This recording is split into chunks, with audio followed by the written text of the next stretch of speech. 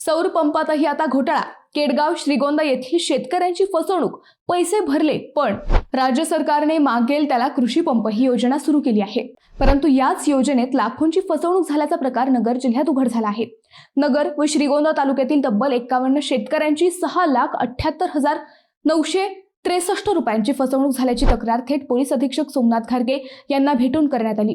फसवणूक झालेल्या शेतकऱ्यांनी नुकतीच एसपींची भेट घेतली। नगर आणि श्रीगोंदा येथील सोलार पंप एजन्सी धारकांनी जानेवारी 2025 मध्ये योजनेचे अर्ज सुरू असताना महावितरण अधिकाऱ्यांशी लागेबंधी असल्याचे सांगून अर्जापोटी 11,313 रुपये व मंजुरीसाठी 2,000 रुपये या शेतकऱ्यांकडून घेतले, परंतु या शेतकऱ्यांना अद्याप कृषी सौर पंप मिळालेले नाहीत।